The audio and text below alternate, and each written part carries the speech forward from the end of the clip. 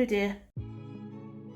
Hi everyone, it's Tasha and welcome to another recipe video. And today we're making mango and cream stuffed mochi without a microwave and without a steamer. We're going to stick this mochi straight on the hob, actually in a pan first. We're not going to literally put the mochi mixture on the hob. That would be a nightmare to clean and very silly. So if, like me, you don't have a microwave and also you don't want to or are unable to steam something, in my case I was literally too lazy to just get the steamer from up in the cupboard, then this is a really easy mochi recipe for you. The mochi dough itself is super versatile, you can stuff whatever you like in it. Sweet red bean paste is most traditional, but in this case I'm going to stuff it full of fresh cream and mango. This is, in theory, a super easy recipe, but I am a massive dum-dum, and even though while I was recording I was saying make sure you use glutinous rice flour and not regular rice flour, guess who used regular rice flour twice? In the US I think you have a brand called Mochi, but here in the UK we have various different brands doing various different things. And the one I use, I can't remember the name, but they have several different types of rice flour. They have cauliflower flour, which is the cooked rice flour, which I've used in some of my mooncake videos. They have glutinous rice flour and they have regular rice flour. And I've been using all of them for years without trouble. And I always remember glutinous rice flour is in the green bag, and regular rice flour is in the pink bag. And I don't know what electrical connection was severed in my brain this time, because the first time I made it, didn't forget to use glutinous rice flour, guys. I used the pink bag, it went in, and I didn't even really register until I was stirring the mochi, and it wasn't mochiing, because you need glutinous rice flour for this. You need the stickiness of that particular type of rice grain. If you use regular rice flour, then all you're going to get is oobleck, which is that really fun non-Newtonian fluid that you get when you mix a really fine starch together with water, and then when you hit it it's solid, but when you handle it slowly it's liquid. Super fun. Absolutely not what I wanted here. And even as I watched it turn into oobleck as I was slowly cooking it in the pan, I was like, that's weird, this hasn't happened before. So I thought, maybe I've got the heat setting wrong, maybe I've got the quantities wrong. So I rejigged my recipe and I bloody did it again. Pink bag, oobleck. Only this time runnier oobleck. As not being one to give up easily, I thought, okay, this didn't take long to make, let me try it again for the third time. And it was only on the third attempt that when I pulled the bag out of the cupboard and I was just pouring it into the bowl, when I realised, oh, I have the pink bag in my hand. I've been using the pink bag all this time. I have not been using the glutinous rice flour. So I had to awkwardly spoon the flour back into the bag because I didn't want to waste a third batch. And then on the third attempt, I finally got it right. With my original recipe quantity, so I was right from the get-go, just not about the flour. Anyway, like I said, I promise you this is super simple. All you have to do is make sure you use the right type of rice flour. So let's go to the kitchen and see how it's done. It's time to make the filling. I have 150 milliliters of double cream, and I'm going to add 2 tablespoonfuls of caster sugar. And I'm going to whisk this until it's nice and thick.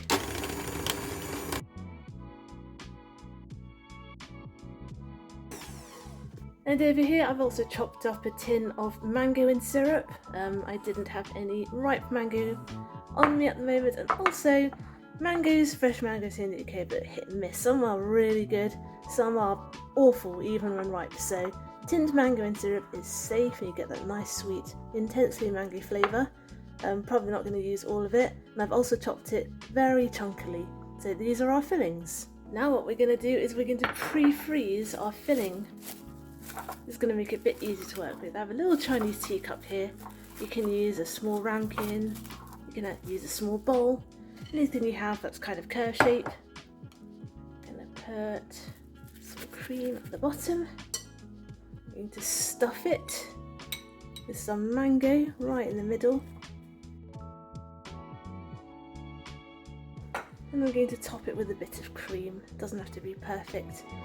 And I'm going to make 4 of these, maybe 5, I'll make an insurance one. I'm going to gather it up like this. Again, doesn't have to be perfect. Into a little ball, give it a twist. Not too tight, mind. We don't want to make it difficult for ourselves to get it out later. And here is our little ball of filling. I'm going to pop this in the freezer and freeze overnight, or at least 4 hours, but preferably overnight. I'm going to do this 4 or 5 times. Let's say 5. I think I'm going to make 4 mochi balls, but I'm going to make 5 balls of filling just in case. Anyway, you need to use up all the cream. You probably won't use up all of the mango, but that's fine. Just eat the remaining mango. We are going to be super lazy today and make our mochi straight in the pan that we're going to cook it in. So I've got 100 grams of glutinous rice flour here. Make sure it is glutinous rice flour and not just regular rice flour. And I also have 60 grams of, what is this? Icing sugar, that's what it is. And I'm also going to stir in 180 millilitres of water.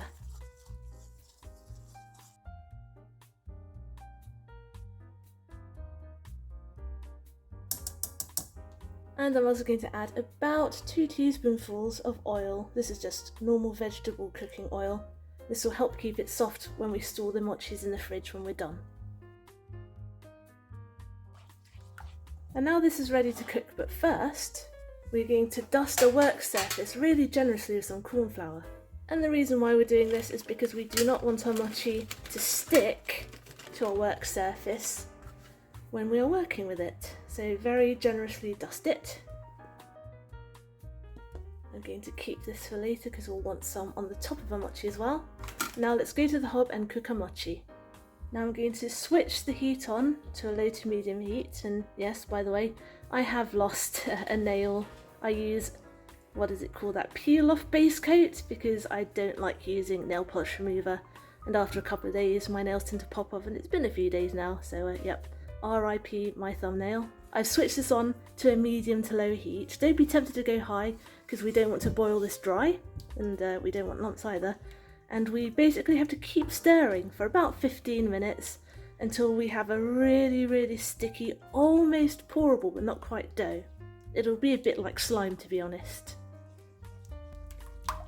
As you can see, we're starting to get a few lumps. Don't panic, just keep stirring. And you'll find once it starts to form the lumps, it will start cooking very quickly, so speed up your stirring a bit, don't forget to scrape the sides, and it's going to start to become really tough to stir as well. You'll also notice that it's going to start becoming a little bit translucent. Excuse the washing machine in the background, by the way, it's time to multitask. Right, at this point I'm going to turn the heat off, but I'm going to keep stirring on the heat. And this is our mochi, so we're not going to hang around, we're going to pour this, well, slap it straight on our corn flour.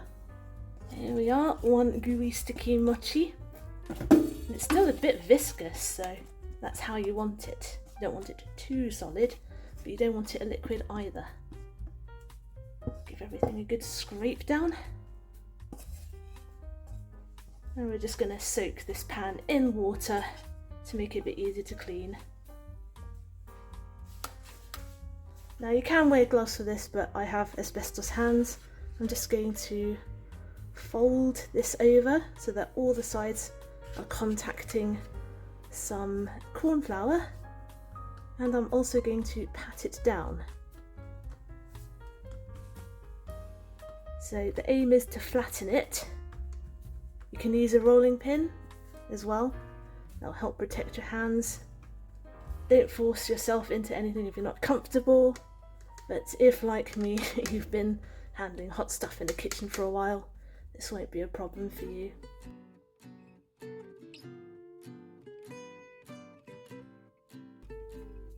Now we're going to cover our mochi just very lightly with some cling film to stop it from drying out. And we're going to let it cool completely before popping it in the fridge for half an hour to chill.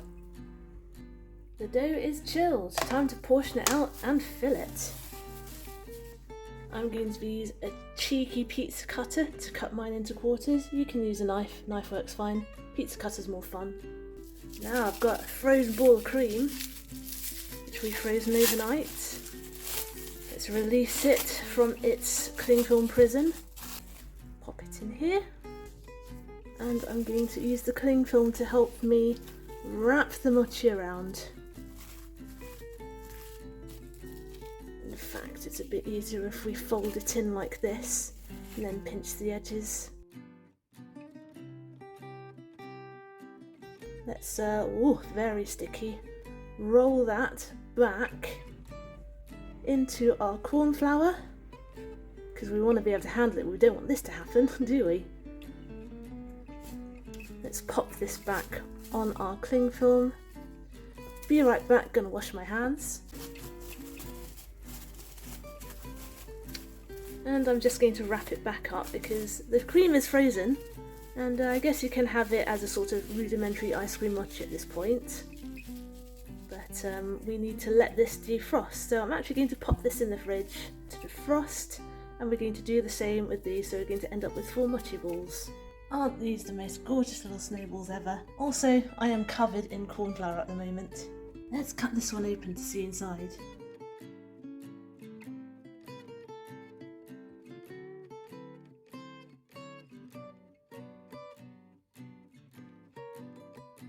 I am so happy with that. Absolutely worth the admittedly self-inflicted trials and tribulations that I went through making these.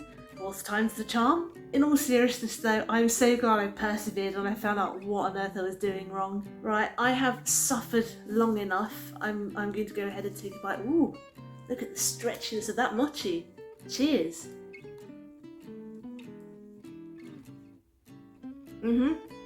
Oh, what? That is amazing. Tell you what, if you like mango cream pancakes, the ones that you can get at a lot of Hong Kong dim sum shops, you will love this. It's got that same vibe, that really soft outer coating, and then the creaminess and mangoiness. Oh my gosh, this is so good. I'm going to be making these every day now that I know how to make mochi properly. So there you go, super easy mango cream mochi. Thanks for watching. I hope you enjoyed today's recipe video, and I hope you'll join me next Wednesday for my next one. Get the full written recipe on my blog tashcakes.com, follow me on Instagram, I'm tashcakes.tastes, and find me on TikTok too, I'm tashcakes there too, but my handle is food in slow motion. Subscribe and hit the notification bell if you'd like to see more, give this video a like if you'd like to help other people find it, comment down below if you'd like me to make anything in particular, and I will see you all next time. Be good, be nice, and have a good week.